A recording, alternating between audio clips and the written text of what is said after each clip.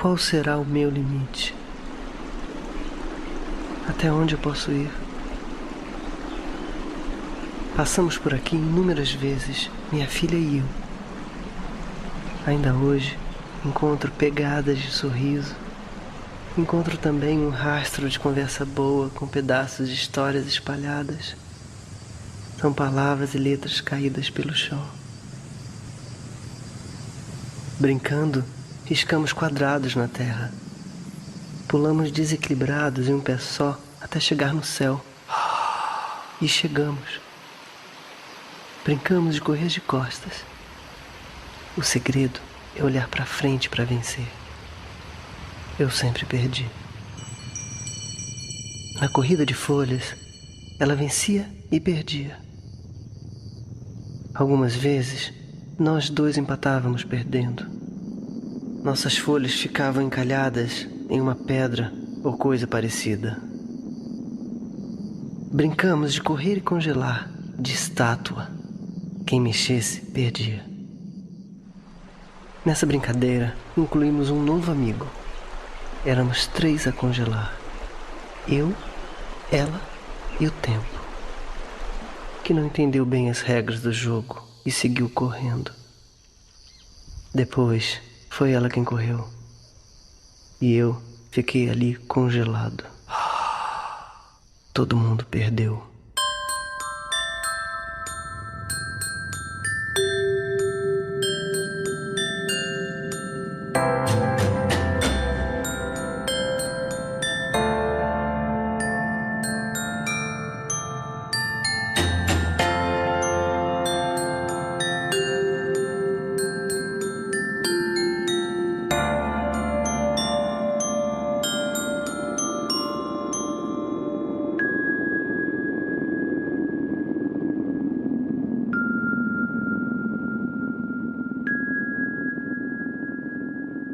Um genitor é alterar a percepção da criança sobre o outro genitor, né? E em alterando essa percepção, ele faz odiar. Uma criança ter um pai morto vivo, quer dizer, matar um pai em vida, matar a imagem do pai ou de uma mãe dentro de si em vida, é muito complicado para ela conseguir sobreviver a isso. Então, quando você aliena um filho, tirando dele, né, a possibilidade de ter o outro genitor, de ser criado pelo outro, eu entendo até que ele está infringindo um dos direitos da personalidade, que está lá no Código Civil. Direito ao nome, direito à família, direito ao sangue, são coisas que são irrenunciáveis. Eu não posso renunciar ao meu direito ao nome, eu não posso renunciar ao meu direito ao sangue da família. Se é um direito irrenunciável, genitor nenhum tem o direito de tirar esse meu direito, de ter essa convivência familiar. Ela foi no lugar onde a gente comprava crédito e ela comprou um salário e meio meu de bombons, balas, biscoitos, distribuiu para todo mundo. Aí eu soube, quando eu cheguei em casa, só tinha a minha roupa jogada, mas estava lá. Ele só se falava mal dele ao ponto de não falar nem o nome, então eu não sabia o nome do meu pai. A gente não tinha fotos, a gente não tinha nada. O que contavam pra gente é que ele era um bandido, ele tinha traído a minha mãe, batido nela, tentado matar. Que ele largou a gente, que ele não tinha interesse em ver a gente.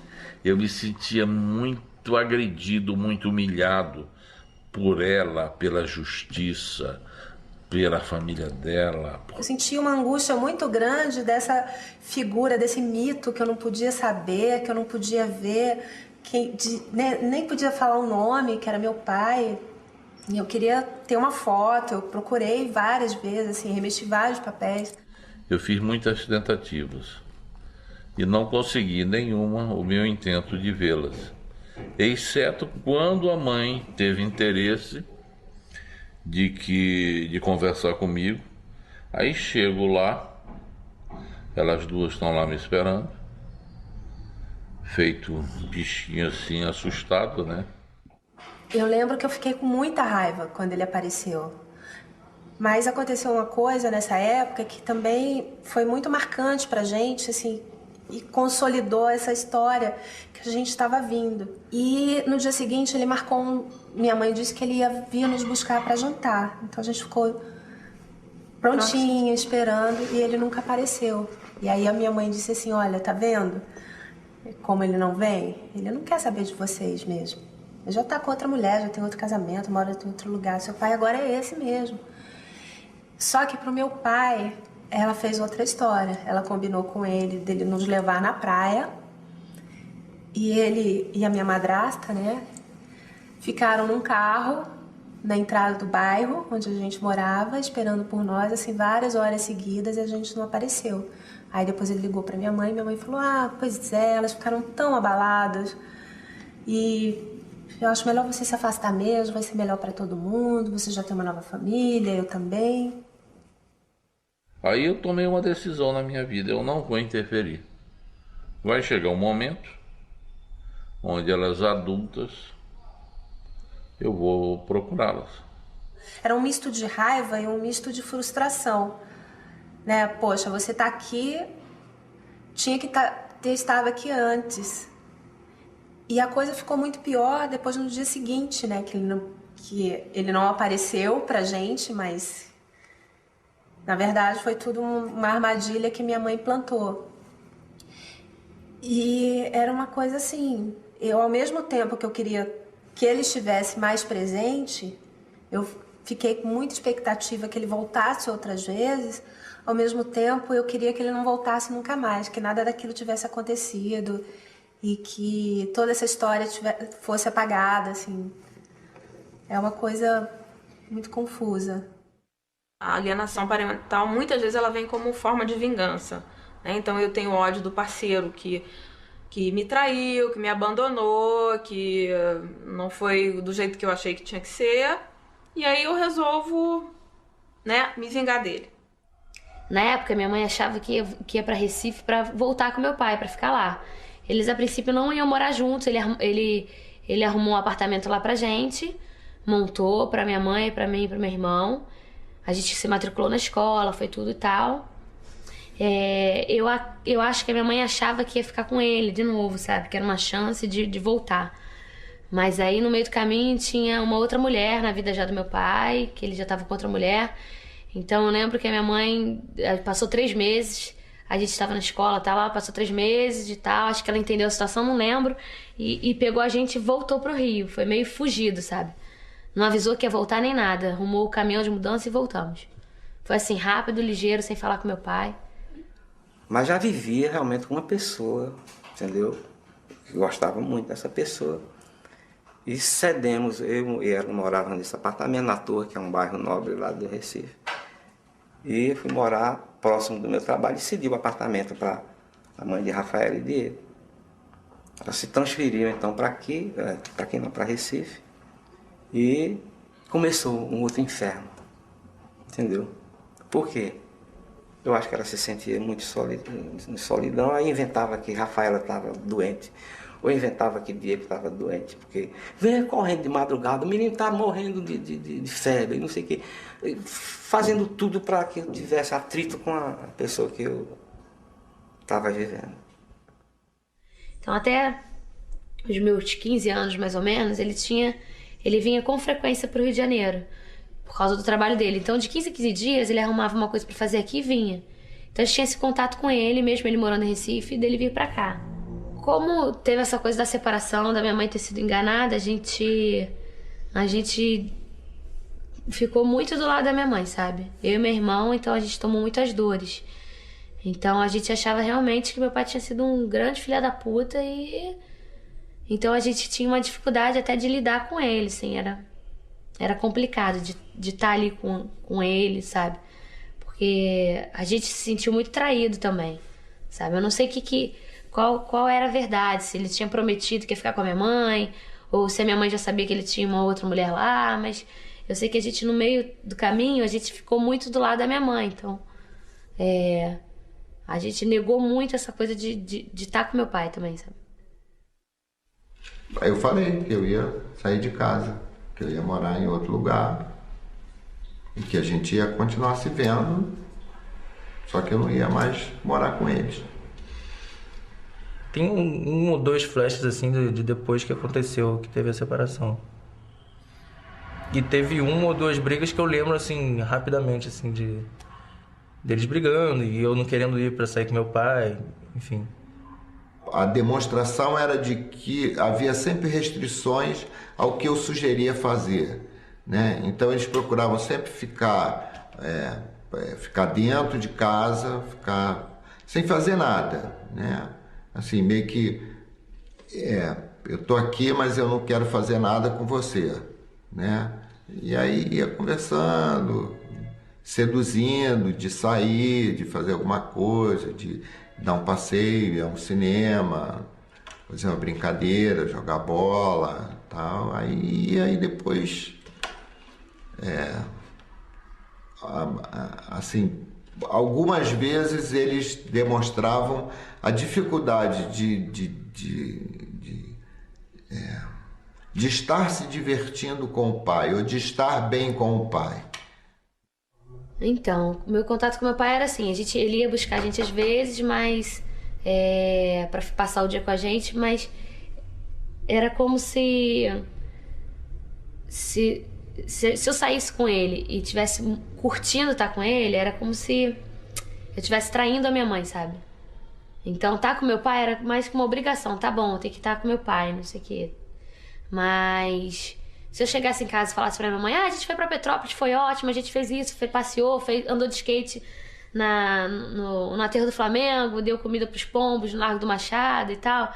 Se chegasse feliz assim em casa, eu lembro que era uma coisa difícil de falar com a minha mãe que tinha sido legal. Então a gente já chegava, eu lembro de já chegar assim com a cara fechada, achando que tinha sido um saco o dia. Já falava pra minha mãe que, ai, que saco tá com meu pai, sabe? Mas no fundo nem era isso, mas parecia que eu tinha que ter uma certa cumplicidade com a minha mãe.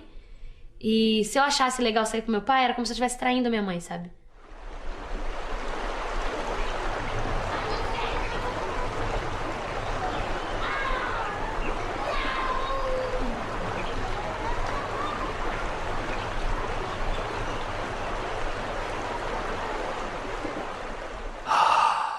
A visita, o final de semana com o pai, com a mãe, com quem a criança não mora, é um momento em que ela realiza a divisão da família dela. Então, é normal que ela, às vezes, volte um pouco macambúzia, um pouco tristinha, assim, né? Eu acho que o pai ou a mãe, a pessoa que a recebe de volta, deve acolher esse recolhimento e tal, e deixar a criança expressar isso de uma forma construtiva. Mas o que acontece? Não, olha, ela vem mal de lá. Ali não é um bom lugar, né?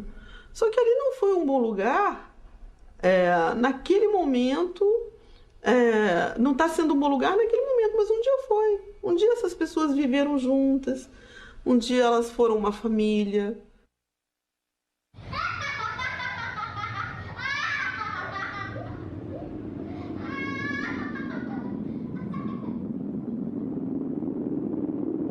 Só agora, a essa altura da vida, fui conhecer o mais amargo dos sentimentos. A injustiça é uma onda de 10 metros que te arranca de dentro de si e faz tudo se apagar. Falta chão, falta ar, falta voz. Você perde o prumo, perde o rumo. Não sabe mais para onde fica o céu. Por eternos 3 segundos você prova o terrível gosto da água do mar. O gosto do sal, da areia e da morte. A razão e os sentimentos submergem e afloram seus mais profundos instintos. É você no avesso, primitivo, em carne viva. Esse sentimento veio morar comigo. Você escuta sempre falar mal do seu pai, ele não liga no aniversário, ele não sei o que. Ou então minha mãe falou assim, eu tenho que ligar antes, eu tenho que avisar pro seu pai antes que é o aniversário de vocês, senão ele não liga. Ou então, eu sei que tinha isso, tanto que quando eu cresci, eu tinha também medo que... Aí tinha meu irmão que eu meio que protegia muito quando era criança, sabe? Eu era muito ligada ao meu irmão quando era criança. E aí eu lembro que eu também ligava pro meu pai antes e falava com meu pai: pai, amanhã é aniversário do Diego, não esquece de ligar pra ele, não sei o que lá.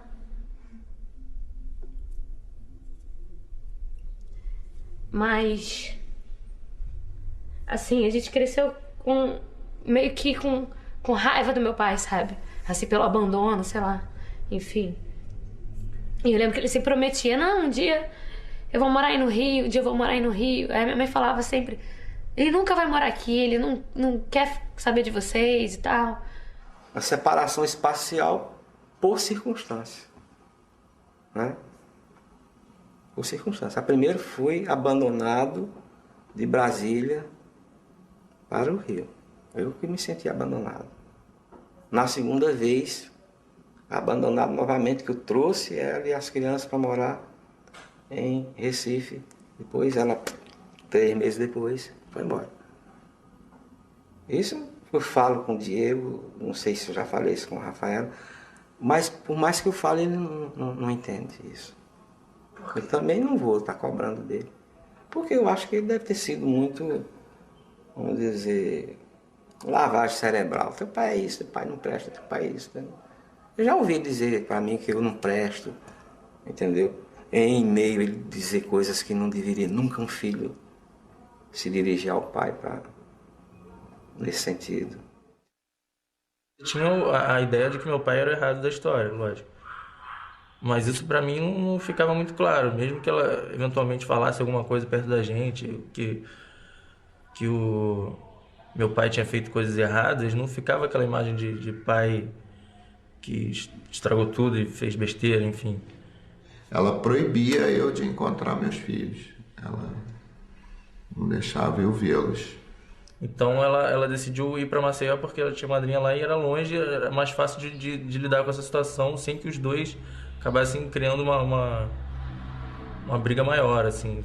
Não deixava eles virem para cá, para o Rio de Janeiro. Aí eu fui à Justiça, a Justiça refez o nosso acordo, e aí foi tudo estabelecido um novo acordo de visitação, que eles passariam férias aqui, que eu quando fosse para lá teria o direito de vê-los, etc. O qual ela descumpriu, né? E eu novamente fui à Justiça aqui. E aí fui a Maceió umas 4 ou 5 vezes tentar ver as crianças, ela fugia com as crianças, até que a Justiça do Rio de Janeiro deu a guarda das crianças para mim.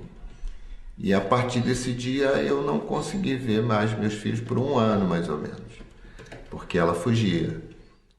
Com o passar do tempo, e quando essa mãe ou esse pai percebe que o outro também faz parte da vida da criança e também a criança tem interesse na vida do outro, que é natural que tenha, isso começa a incomodar, porque ele não consegue mais controlar esse carinho do filho pelo pai ou pela mãe afastada. Se ele não consegue mais controlar, o que ele vai fazer? Ele tem que começar a impor limite. Então o que ele faz? Não, então eu vou fazer o seguinte, eu vou entrar com uma ação de regulamentação de visita. E o discurso futuro é sempre o mesmo. Fui eu que entrei com a ação de regulamentação de visita. Fui eu que queria que ela ou ele vissem a criança. Então, eu não estou impedindo, muito pelo contrário, eu estou ajudando. Só que com um olhar um pouquinho mais acurado, um pouquinho mais detalhado, a gente vai perceber que essa oferta nada mais é que o gerenciamento de um controle muito maior. Eu estou simplesmente oferecendo para dizer para você o seguinte: eu estou te oferecendo isso, isso e isso, nada além. Então eu permaneço controlando o dia e a hora que você vai conviver com essa criança. Meu pai ia para lá com um oficial de justiça, para tentar buscar a gente, tentar ver a gente. E minha mãe, a gente sempre se escondia em algum lugar, fugia. Tem uma vaga assim, mas pra mim também não era, meu pai está vindo me buscar. Era uma coisa que minha mãe falava, não, a gente tem que ir, a gente ia provavelmente ir pra casa de amigo, com a amiga dela, que eu tinha amigos também, então pra mim era só se esconder e depois brincar normalmente. Eu fui a Maceió num esquema meio cinematográfico, né? Eu comprei a passagem para Maceió no dia da viagem. Fui num domingo à noite, que eu sabia que Normalmente ninguém trabalha domingo à noite. Cheguei lá de noite para no dia seguinte de manhã conseguir, através do advogado que já estava com a carta precatória de apreensão, de busca e apreensão das crianças, junto com a polícia, pegar os meus filhos na escola. Eu estava me preparando para ir para o colégio e aí minha mãe, minha madrinha, não lembro, disse que a gente tinha que sair porque meu pai estava na cidade, enfim, veio buscar a gente. Aí entrei no carro com a minha mãe e fui pro colégio para ver se ainda dava tempo de encontrar meu irmão. Só que meu pai já estava levando meu irmão. E ficou marcado porque meu irmão meu irmão, eu tinha um convívio sempre, então de uma hora para outra já não tinha mais meu irmão. Ele sumiu, então fez uma falta. Quando eu consegui trazer o Leandro, né, por várias vezes eu ouvi as pessoas falando com ele de que iam resgatá-lo do pai, né? A gente vai tirar você daí, não se preocupa. Mas o meu irmão ficou 2 ou 3 anos aqui no Rio com meu pai, e depois ele voltou para lá. E ele voltou muito diferente, assim, 3 anos, acho que também por causa da idade, passou de 12 para 15, enfim. Aí ele voltou, mas a gente tinha um relacionamento diferente. A gente era um pouco mais velho, ele ficou mais fechado, mais duro. A gente acabava brigando mais do que brigava antes. Não tinha mais aquele companheirismo de criança. Nesse início da separação, até antes de conhecer a Daniela, eu pegava meus filhos normalmente. Ia para onde nós morávamos anteriormente, levava para eles, fazia, né, a comida lá do meu jeito, né, para eles, fazia tudo normal, né? Eles dormiam lá em casa, levava para o parque, tudo que fazia antes, né? E eles sempre me perguntavam, né, pai, você está namorando com alguém? Ah, eu falava, como é o nome dela? Aí eu inventava um nome fictício, então falava, namoradinha, tal, brincava. Vitor, principalmente o menor. A Maiana não. E também eu não falava muito, o Vitor que brincava mais, né? E, enfim, aí a mãe ficou sabendo do relacionamento. Então começou essa coisa, já tem alguma coisa. A partir daí foi o começo das dificuldades para mim começar a ver meus filhos, né? Então inúmeras vezes que eu ia, né, começava com dificuldade de telefone, ligava para lá, existia até uma secretária eletrônica, deixava mensagem na secretária para falar com eles não atendiam o telefone. E às vezes, como estava no processo de visitação livre, eu achava que eu poderia ir lá no final de semana ou durante a semana, normal, né? Como estava indo no início da separação, né? E pegando para dormir no final de semana, né? Chegava lá, o que acontecia? Ela não queria vir. Maiana nem Vitor não queria. Não quero, a gente não quer ir, não. E algumas vezes nos telefonemas, né? Quando eu falava com... Não quero ir não, pai. É aquela safada, referindo a minha companheira atual, né? Um momento crucial após a separação é quando surge, quando uma das pessoas tem um relacionamento novo. Arranja um namorado, uma namorada ou se casa. Isso é um sinal de quê? De que o divórcio, a separação veio para ficar. Não tem mais possibilidade de retorno. Então, isso é duro para a pessoa que ainda tem uma expectativa e é duro para a criança, porque a criança, se você perguntar a uma criança o que você... quase 100% das crianças respondem que queriam que o pai e a mãe estivessem juntos. Hoje em dia, as pessoas casam, recasam. Então a madrasta ou o padrasto é alguém que vem somar a vida dessa criança, vem trazer a ela outras referências de família, né, outros avós. Essa família cresce, as referências afetivas, culturais, essa criança cresce. Mas, na perspectiva daquele que está ressentido e que tem uma ideia de família muito tradicional, ela não, essa outra família, essa outra referência não é uma coisa legal para o filho dela e tal. né? Ainda está presa àquela ideia da família nuclear, né? que se rompeu. Chamava a mãe, poxa, fala com eles não estão querendo ir. Eu não posso fazer nada, eles não querem ir, eu não posso fazer nada. Eu falei, pô, mas você é responsável por eles, você tem responsabilidade por eles, você deve educar e ensinar eles a ir com o pai. Não posso ser problema seu, você resolve com eles. Falou assim, Maiana, fala com seu pai que você não quer ir. Aí foi assim, eu lembro assim, né, foi assim, super que ela caiu em prantos, né? Maiana naquela idade, né? E eu abracei ela, né? E Vitor pequeno, né? Se junta, né? A pessoa testemunha também chorou, foi aquela situação ali, né? Ela não aguentou falar, né? Ela não sentiu vontade de falar aquilo ali, né? De que não queria ir. E nesse meio tempo, né, consegui pegá-los, a partir daí, né, consegui pegar, mas era assim, era pai como diz, pai McDonald's, né, pai de lanchonete, pai de pracinha, não podia levá-los para casa para dormir. Teve uma vez que eu peguei o carro para eles, né, vamos aonde, então? Ah, vou levar vocês num lugar diferente, já estava morando ia trazer eles para cá, né, para casa. E quando eles perceberam, o Vitor quase que, pai, para esse carro, senão eu vou pular do carro. Então, começaram a pular querer abrir o carro. Eu falei assim, não, Vitor, a gente vai lá em casa só para vocês conhecerem e tal. Mas ficaram nervosos, ficaram Maiana também, não, pai, não vamos.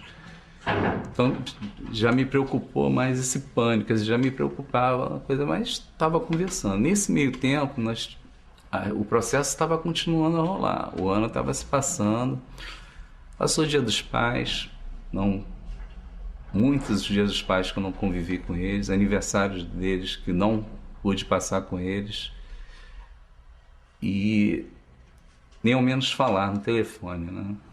Ela começa de fato a duvidar do amor daquele pai, né? Do carinho daquela madrasta, e aí ela começa a repetir as frases ditas pela pessoa que tem a sua guarda, mãe ou pai, e aí está instaurado o processo de alienação. Eu só ligava pra ele pra pedir dinheiro. Eu achava até legal que a minha mãe soubesse isso, sabe? Olha, eu só ligo pro meu pai pra pedir dinheiro.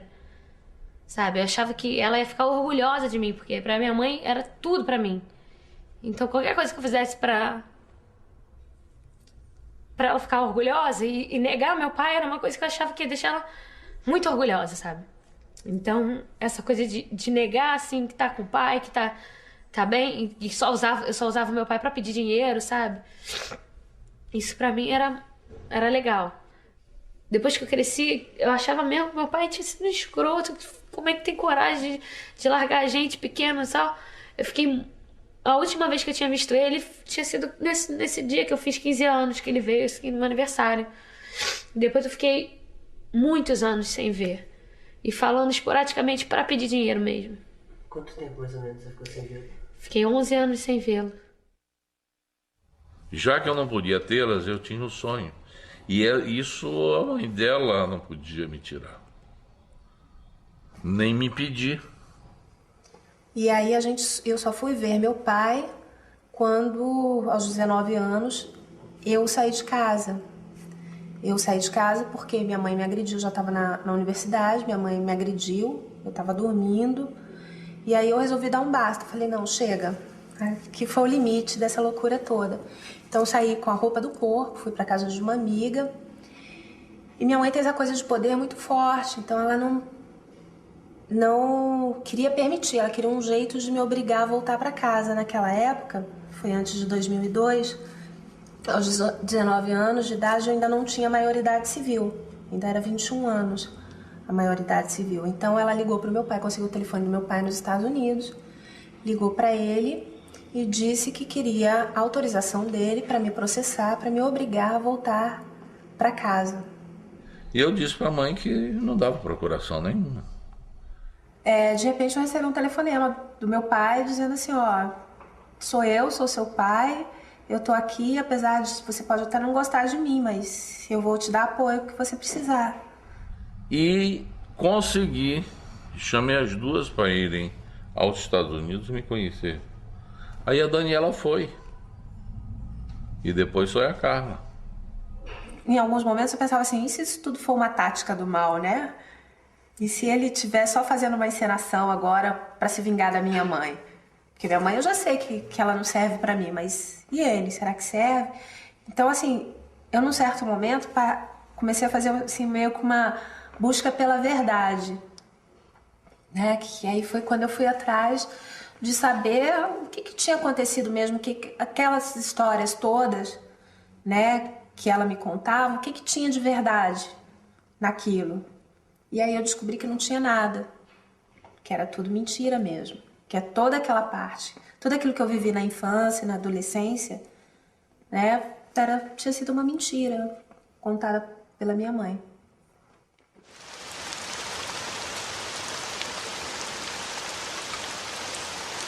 Julguei ter encontrado meu limite.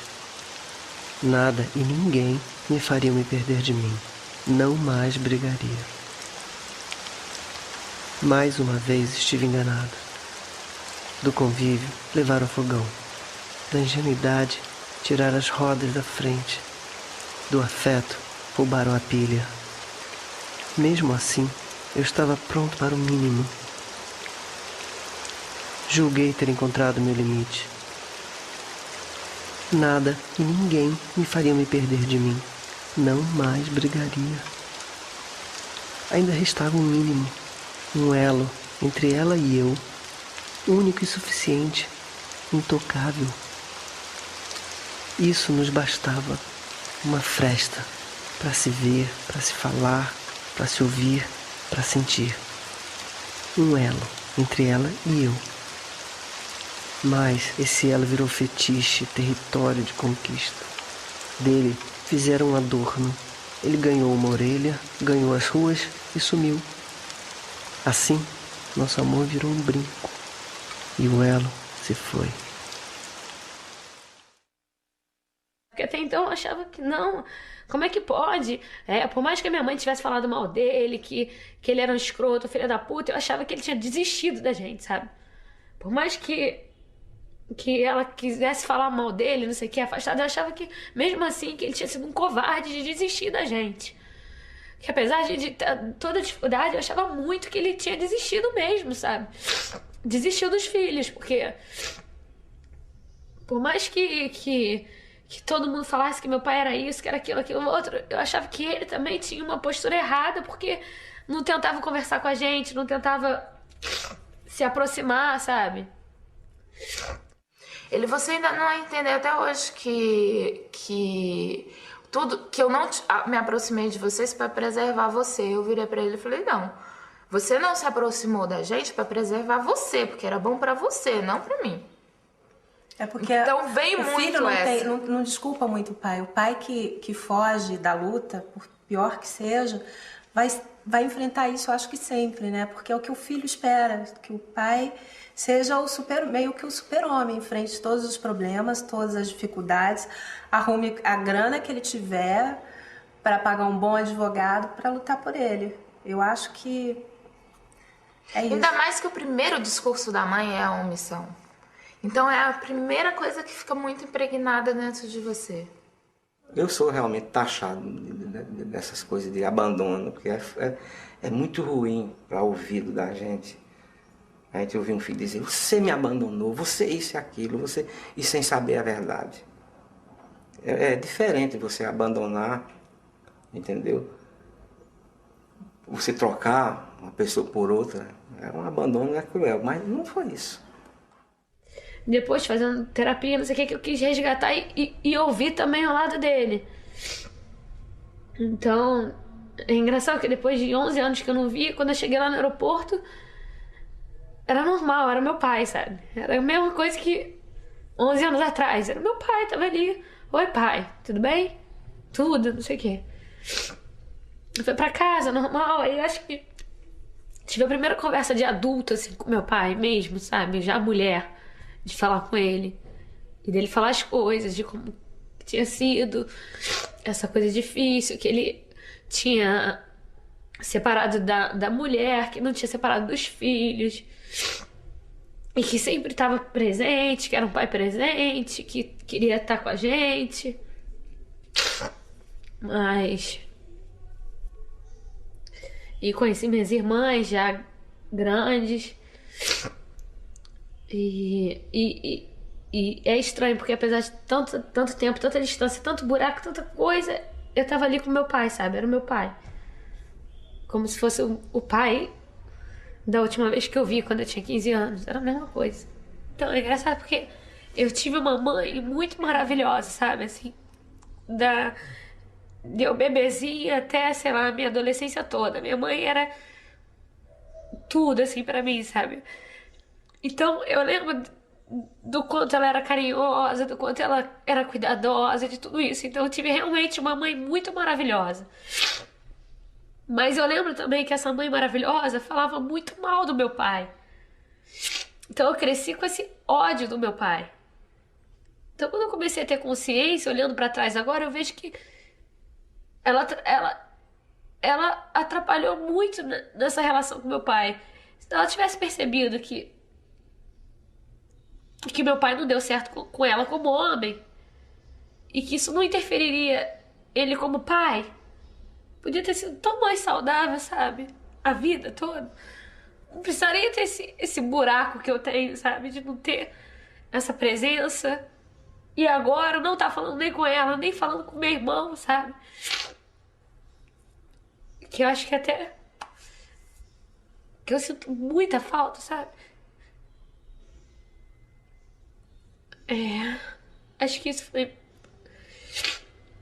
Olhando assim pra trás, tive uma mãe ótima num tempo, mas depois, quando eu comecei a ter consciência das coisas e correr atrás e querer me entender, meu comportamento no mundo, e quando eu entrei na terapia e tudo,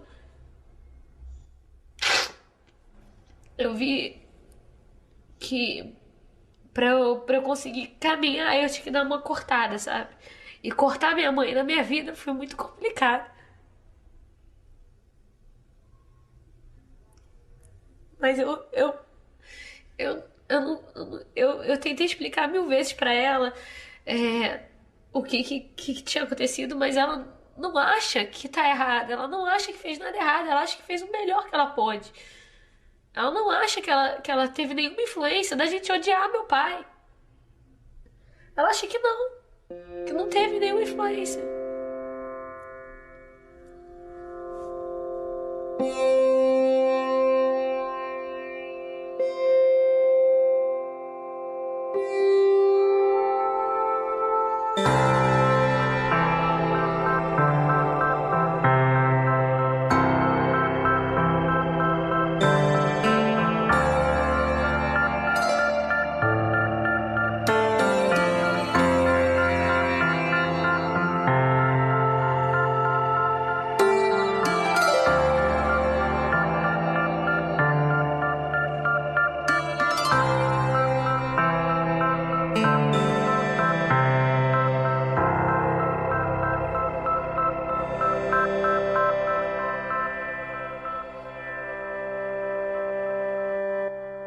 E essa criança é um prolongamento dela, né? Nasceu de mim, veio de mim, né? Fiquei 9 meses com ele dentro da barriga, agora ele é meu, então ele é uma forma de anular o desejo dessa criança e do desejo, quer dizer, o desejo como não só o desejo dessa criança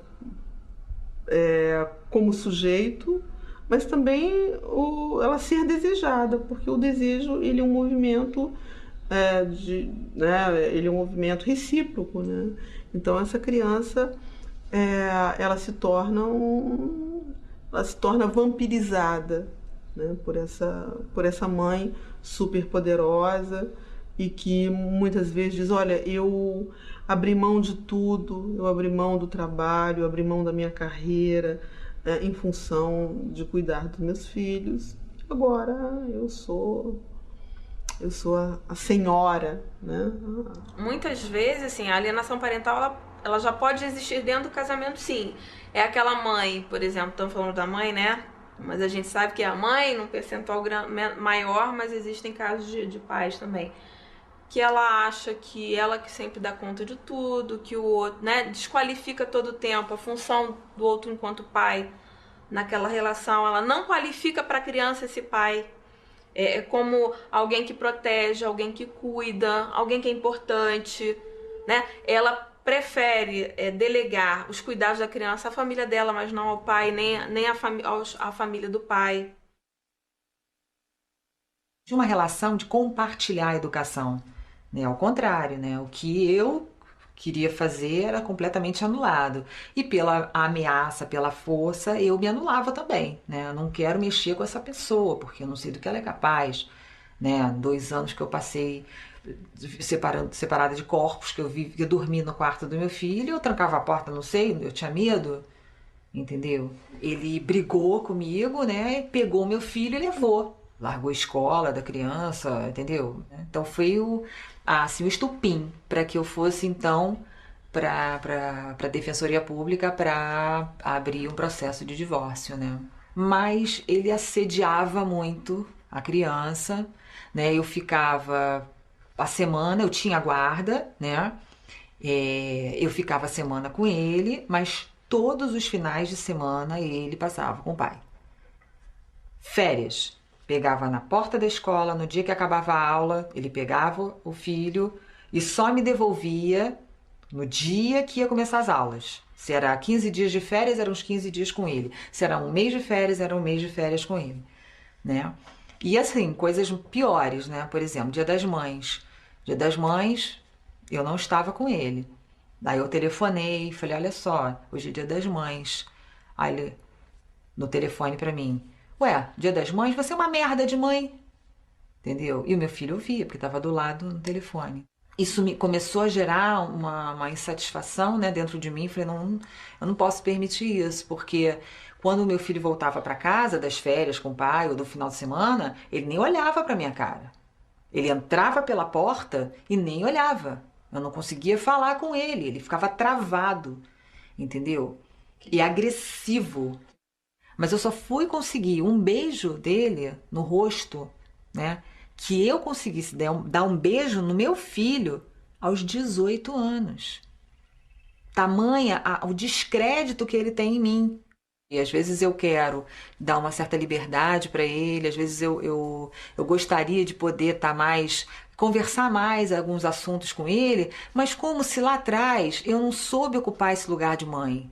Eu não soube. Eu fui tirada desse lugar. Então, como assim, esse poder dessa pessoa, né, influenciou tanto a minha relação com ele, né? Dessa forma, mas por mim também. Porque eu também me submeti a isso, mas eu me submeti por medo. Entendeu?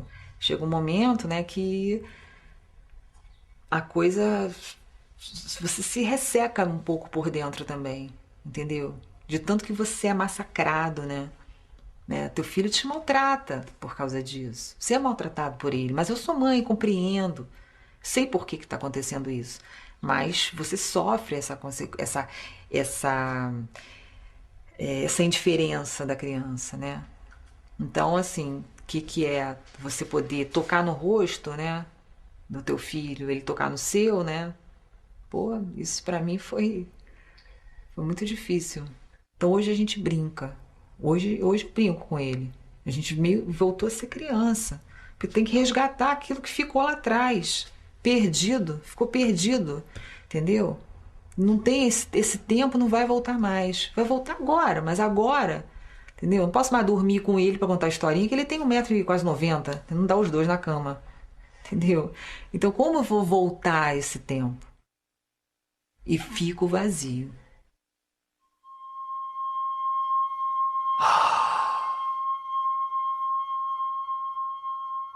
Em apenas um corte, 13 meses se passaram sem olhar, sem ouvir, sem cheiro, sem gosto e sem contato. Sem sentido.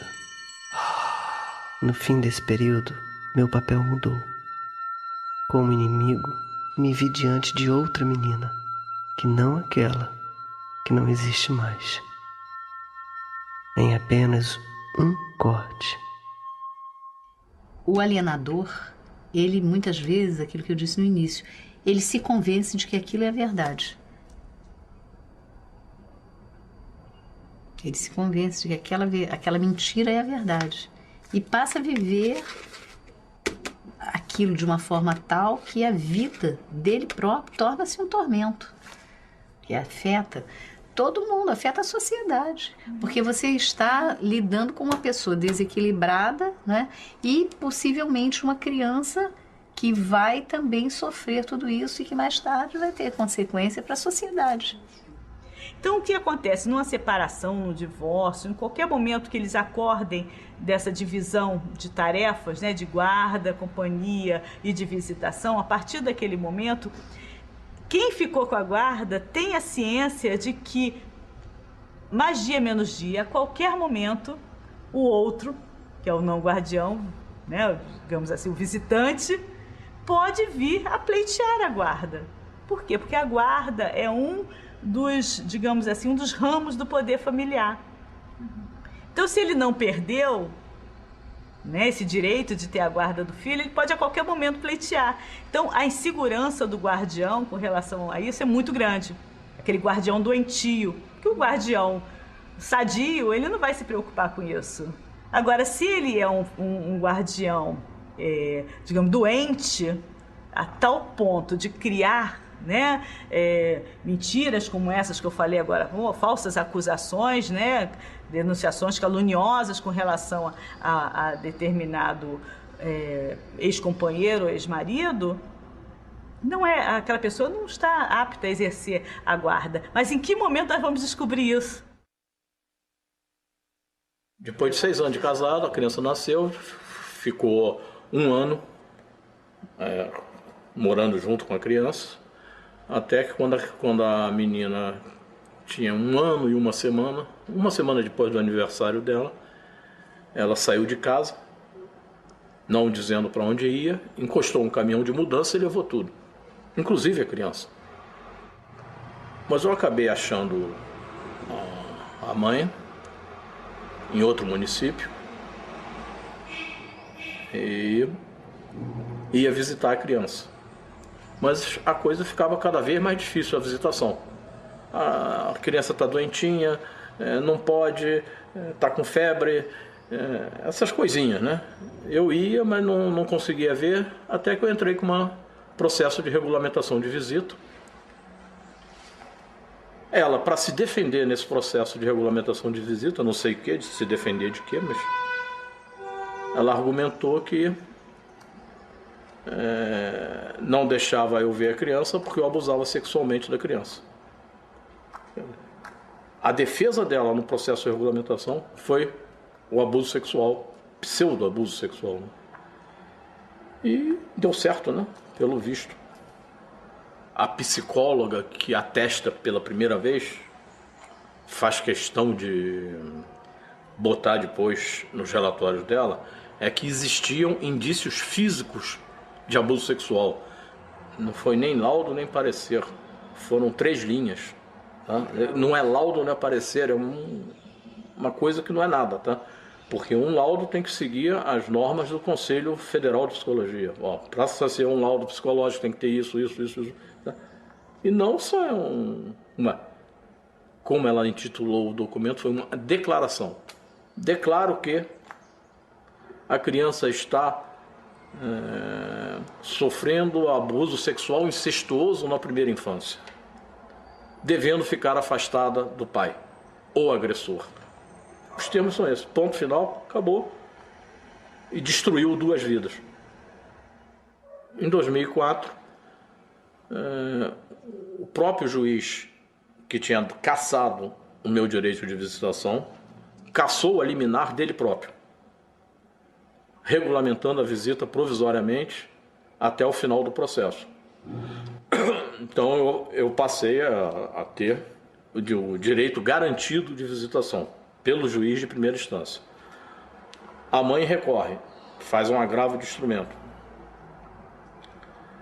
Neste agravo de instrumento, o tribunal assegura ao pai o direito de visitação. Mas, embora com direito assegurado,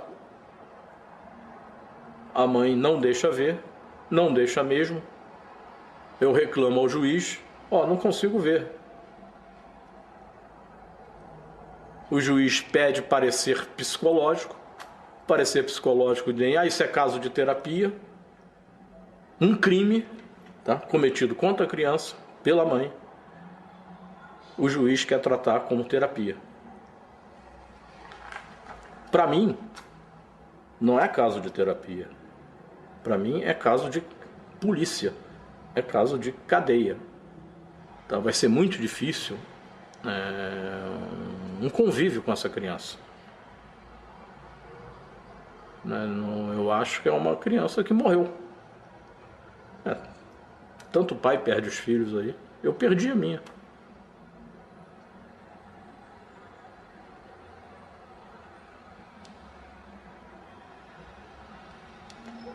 Mas vou continuar lutando, tá? Para vê-la, tá?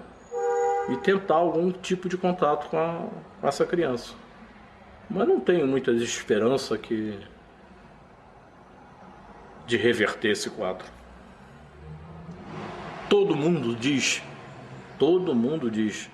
que estamos protegendo a criança,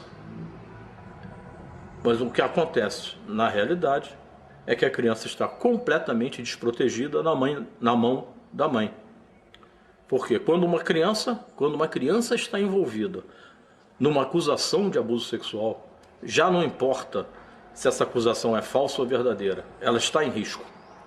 Porque se for verdadeira, é o pai que tem que ser afastado. Mas e se for falsa? A mãe deve ser afastada? Só que a mais grave de todas, e que a gente tem visto com uma frequência grande agora, um aumento na frequência absurda, é a falsa acusação de abuso sexual. Isso é um risco que a gente vem correndo, a gente e a sociedade de uma forma geral. Por quê? Porque nós temos provas frágeis, iniciais, e de imediato, com uma mera acusação, uma mera suspeita, esse pai ou essa mãe acusado são afastados radicalmente da vida do menor.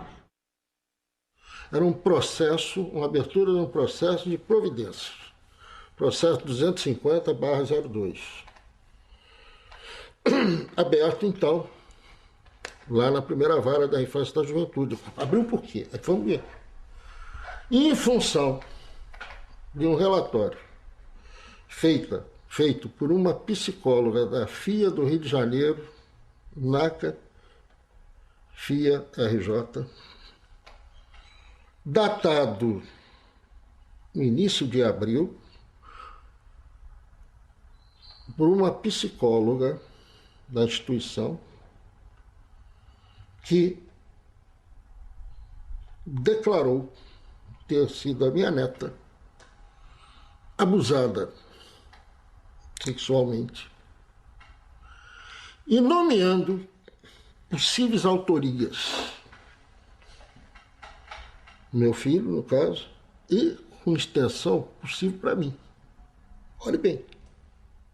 O advogado vai, olha e diz, tá, então vamos entrar com uma medida cautelar de afastamento. É imediata, é imediato. Entrou com a medida cautelar, em menos de 24 horas tem a medida de afastamento. Acabou. Não tem nem o que discutir. Por quê? Juiz e promotor estão ali ouvindo um lado só da história.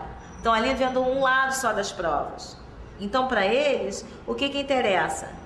Se há risco, afasta-se. Aí é que vem a história. Sim, mas e o outro lado? O outro lado vai ter o prazo para apresentar suas razões, suas defesas, suas provas e demonstrar o quanto é frágil aquele primeiro documento apresentado. Pois é, só que o nosso problema é tempo, né? A gente está trabalhando com criança e a gente está trabalhando em cima de prazos judiciais. Os prazos judiciais apesar de serem curtos, a burocracia faz com que se transformem em longos. Então nós temos aí lutas judiciais de 5, 6, 8, 10 anos para se provar a inexistência de qualquer tipo de abuso. E para se resgatar essa convivência, não existe mais chance. Você pode reconstruir, resgatar não resgata. Isso realmente foi uma armação. Agora, uma profissional que presta serviço à justiça, inclusive falando horrores da gente, quer dizer, ela fez um relatório em cima do que lhe foi dito por pessoas que já estavam em litígio. Essa mulher nunca nos viu na vida. Como é que pode uma coisa dessa? Não ouvir o outro lado da história? Algo tão grave, algo que você está julgando, não é apenas você deixar a criança livre de possíveis abusadores, mas você poderá também estar fazendo com que um pai inocente e uma família inteira perca aquele ente querido pro resto da vida. Que negócio é esse?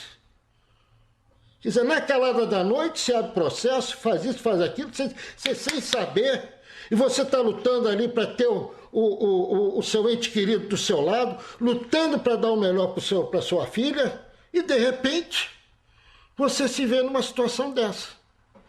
E diz, agora vai se defender. Eu entendo que esse laudo psicológico tem essa falha grave, isso deveria ser mudado pelo Conselho Regional, não deveria ser elaborado qualquer laudo sem ouvir a outra parte. E os juízes deveriam não considerar. Eu praticamente desconsidero qualquer laudo que me é apresentado quando o pai não é ouvido ou quando a mãe não é ouvida, ou seja, quando a outra parte não é ouvida. Chega um relato que é sempre meio surpreendente, né, no sentido de que um pai teria abusado ou a mãe teria maltratado uma criança. Então a gente tem uma tendência natural de, bom, eu não sei se é verdade ou não, por via das dúvidas eu faço isso. Mas eu acho que esse não é o meu caminho, não é por via das dúvidas eu afasto, por via das dúvidas eu não afasto. Por isso eu acho que o afastamento total é muito, muito sério. Porque, sendo mentira, você está trazendo um outro problema para a criança. E para o pai também, né? Que é esse afastamento. E se esse afastamento for prolongado, vai acontecer a indiferença. O problema foi os artifícios que a genitora usou para ganhar tempo. Artifícios esses que certamente são instruídos pelo advogado, óbvio, é óbvio, que já conhece o caminho das pedras para litigar, e até litigar de má fé, procrastinar, fazer passar um tempo maior, deixa maior tempo passar, que a criança vai crescer, aí nós vamos perguntar se ela quer ver o pai, ela vai dizer que não quer. Isso tudo já é armação, Que o prejuízo é a falta de contato, do afeto, é o rompimento, porque acaba, como você pode imaginar, o processo demora muito. Se há uma decisão dessa, ela se prolonga pelo processo todo e só vai se resolver daqui a 2 anos. Então vai acabar que o alienador vai conseguir seu intento com amparo, inclusive, judicial. Ele vai ter uma decisão judicial e vai continuar, e essa ideia vai reforçar a existência de um possível abuso. Porque quando se dá uma decisão judicial, a pessoa que propôs acaba se engrandecendo e confirmando um mero alegado. Porque ela acaba se arvorando de uma decisão judicial, tá vendo? Eu não disse? Olha lá, o juiz disse, o juiz confirmou. E essa história passa a ser mais introjetada ainda na cabeça da criança. O guardião utiliza das pessoas mais próximas que confiam na palavra dela e confiam na palavra da criança, porque a criança vai repetindo exatamente o que o guardião está falando, vai repetindo. Só que dali a um tempo, aquela criança, como não vivenciou aquele fato, uma falsa memória incutida pelo guardião, dali a um tempo ele vai esquecer. Se tiver contatos com o não guardião, dali a um tempo ele vai verificar que não há porquê estar nutrindo aquele medo do não guardião. Ele vai ver que... Mas para isso tem que manter a convivência. Se não mantiver, na cabeça dele vai pensar, ele praticou assim, tanto que não está nem me vendo. No caso de você ter a falsa memória, né? Ter uma série de sequelas que poderão ocorrer por essa falta, né? Ela virou praticamente uma órfã de pai vivo. O pai está vivo, mas cadê o pai? É órfã de pai vivo. E uma coisa muito grave que às vezes as pessoas não percebem é que quando você acusa falsamente um genitor de abuso sexual, você faz com que essa criança seja revitimizada diariamente. Você faz com que ela repita essa história inúmeras vezes. E você vai transformar essa criança num adolescente com uma memória que não é efetiva. É o que a gente chama da falsa memória. Então você tem uma criança que não tem a memória sensorial, ela não lembra fisicamente do abuso, mas ela tem a certeza, porque a pessoa que contou para ela desse abuso, que reafirmou, é a pessoa em quem ela mais confia. Olha o conflito gerado. Você transforma um adulto dicotomizado. É um adulto que tem um sensorial diferente do que ele lembra. Como é que fica a autoestima, a identidade dessa criança? Quer dizer, a estruturação de personalidade dela fica frágil. Fica frágil. Aí, na verdade, assim, o que eu falei, assim, a preocupação maior é porque, assim, vai reproduzir o modelo. Em algum momento, em algum sentido, vai reproduzir o modelo, entendeu? Ou vai buscar homens muito complicados, ou abusadores, quem sabe, ou vai ser controladora como a mãe era, ou... né? Eu acho uma temeridade as liminares que simplesmente resolvem por afastar. Não, existe outro mecanismo, existem visitas monitoradas, visitas vigiadas, visitas em locais adequados, visitas em locais públicos. Eu tenho certeza que doravante, com tudo isso que está sendo feito, por todos aqueles que foram, de certa forma, injustiçados, sofreram uma pena por crime que não cometeram, porque na hora que você retira um ser querido de uma família, sem nada, sem prova de nada, você já está causando uma penalidade das mais cruéis e desumanas contra aquele genitor, contra aquela família e principalmente contra aquela criança que não tinha condições de se defender. Nem defender o seu pai ou sua mãe, dependendo do caso. Que, ao nosso ver, é um crime. E que, infelizmente, que nós percebemos que uma vez, quando a justiça dá o final, né, já o trânsito julgado, fica tudo como antes do quartel de Abrantes, como se nada tivesse ocorrido. Né? Ah, não, a criança agora pode estar voltando a ver o pai. Muitas vezes a criança já perdeu até o afeto. Já nem se lembra mais quem era o pai, quem era o avô, quem era a avó, quem era a tia, quem era a prima. E aqueles que usaram desse expediente criminoso, desonesto, ficam impunes. Né? Uma maravilha. Quer dizer, para essas pessoas, certamente o crime compensa. Mas eu acho que quando se tem a notícia específica de que aquele abuso foi falso, eu acho que a melhor solução para essa criança, para essa família, a inversão da guarda. É o genitor que tenha sido alienado, obtenha para si a guarda, porque ele certamente, eu tenho essa convicção, ele vai cuidar melhor dessa criança do que aquele que foi capaz de fazer uma acusação sem o menor sentido e que se demonstrou totalmente inexistente. Nesse caso, especificamente, eu acho que essa sanção, e isso deveria ser colocado inicialmente em todo o processo, para que a mãe soubesse que no final, se isso acontecesse, ela perderia a guarda, porque talvez ela é um mecanismo para que ela faça, que ela repense, para que ela tenha uma nova conduta, para que ela repense as suas atitudes. Eu acho que essa faca, essa espada deve ficar no processo, na cabeça daquele que procurou alienar, para que ele saiba que no final aquilo possa acontecer. E essa advertência deveria ser feita em todo o início de processo. para que a pessoa soubesse que o final poderia não lhe ser favorável, ou seja, totalmente negativo. Tentei ouvir em todas as histórias um pedaço de minha própria história.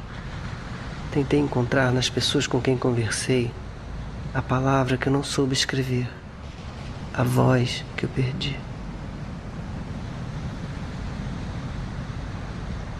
A minha saudade é um longo corredor esfumaçado de hospital, com o piscar de incontáveis vagalumes de ontem.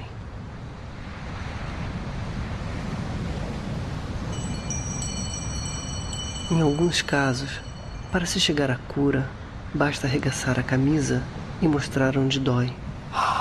Em outros, é preciso arregaçar a pele e mostrar onde dói. Aqui, não cabem minhas palavras. Meio grito, meia raiva, meia saudade, meia angústia, meio eu. Assim, na verdade, assim, a identidade da criança, do adolescente, ela é formada na interação, né? Existem características que são da própria criança, mas a formação da identidade, ela se faz na interação com o pai, com a mãe, né? Com o mundo, mas nós pais somos os primeiros modelos, né? A criança necessita de ambos para crescer saudável. Ela precisa passar pelas experiências, todas as experiências de vida, com um lado e com o outro. E olha, gente, é uma coisa irreparável. Por mais que hoje eu me dê bem com meu pai, com a família dele e tudo, não é a mesma coisa da convivência. É impressionante, gente. É muito sério. Eu acho que muito pior do que uma surra, sabia? Esse tipo de violência, eu sou muito mais levar todas as surras do que eu levei e não ter que me reconstruir psicologicamente depois do que essa reconstrução psicológica que você vai ter que fazer posteriormente, que é muito mais difícil. O medo de ser aceita até hoje, para mim, é uma coisa muito forte. A rejeição é uma coisa que... qualquer coisa já me toca nessa coisa da rejeição, é muito forte. Quer dizer, tem algum momento da vida que a gente sempre tem que processar as coisas, sempre tem que organizar elas de alguma forma. São essas pequenas coisas, né? Essas faltas de acompanhamento, né? De convívio, né? Simples, né? Coisas simples, assim. Poder levar ele para o parque, dormir comigo, né? Acordar comigo, jogar uma bola. Quantos natais, quantos anos novo, quantas férias que eu deixei de passar com eles. Até aqueles que acordem no pesadelo, eles possam saber que tem alguém do lado deles, que o pai dele está do lado para saber, não, foi só um pesadelo, seu pai está aqui, é real. Entendeu? Que isso acabe num sonho do pesadelo, mas que se torne uma realidade. Realidade do amor, né? Realidade do afeto, né? Poder, na hora que ele abrir os olhos, eu estar ali do lado deles. Acordar junto com eles, talvez até cutucar, né? Tá na hora de acordar, tá na hora de acordar. Vocês já dormiram muito, né? Talvez até assim, né? A coisa assim que eu mais tenho medo na vida é que eu falo, eu sofro, eu vivi isso, mas é ter um filho e um dia, se eu vier me separar, fazer a mesma coisa. Isso assim pra mim vai ser a pior, sabe? Porque eu falo aqui o tanto que eu sofri, mas caraca, imagina se eu caso, se o cara é um filho da puta comigo, ou seja o que for, e eu uso o meu filho contra o marido. Esse acho que é o meu maior pânico da vida, é isso. Então acho que a coisa que eu mais me preocupo hoje, que me influencia, assim, é de... Se um dia não der certo com quem eu tô, de não usar meu filho nisso, sabe? De não usar ele como um fantoche, sabe? É o que eu tenho mais medo, eu acho.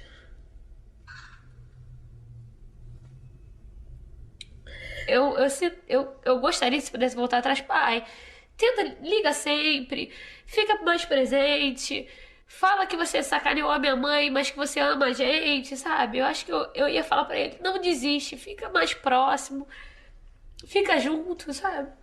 Eu acho que eu ia pedir pra ele estar mais junto. Mesmo se a gente passasse o dia inteiro como a gente passava, de cara amarrada, assim, fechado, sabe? Porque a gente passava assim como se estivesse odiando, sabe? Tudo que ele falava a gente dava fora, qualquer coisa que ele falava a gente dava fora, dava fora, dava fora. Eu pedi pra ele continuar encontrando com a gente, mesmo a gente dando fora, mesmo a gente estando sendo chato, mesmo a gente xingando ele, mesmo a gente batendo o telefone na cara dele, eu ia pedir pra ele ficar continuando.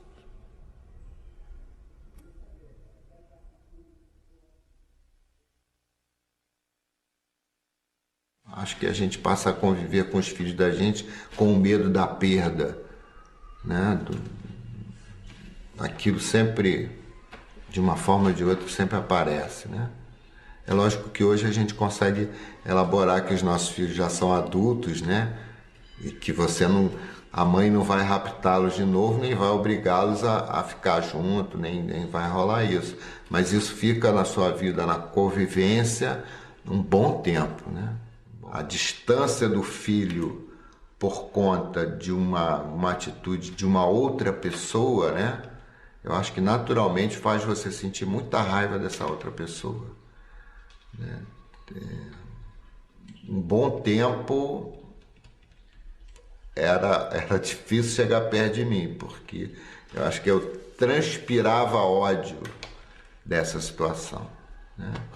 Depois, com o tempo, se transformou em tristeza mesmo, saudade, né? Acho que é diferente você não ter um filho porque ele morreu ou porque ele, por escolha dele, resolveu estudar no exterior e você não pode ter contato, do que você estar privado de ver o seu filho porque alguém resolveu que você não vai vê-lo, né? Sei lá por qual motivo, seja ele qual for.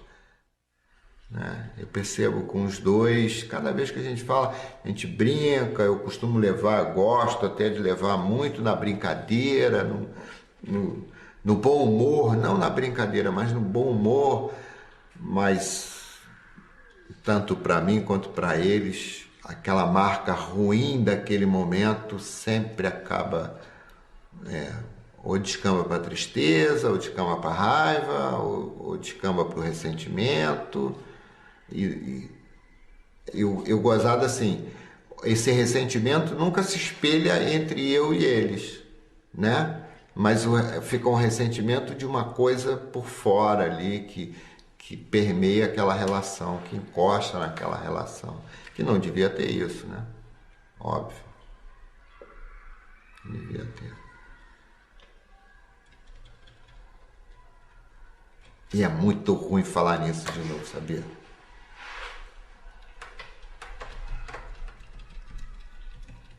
E hoje você não imagina como eu estou melhor.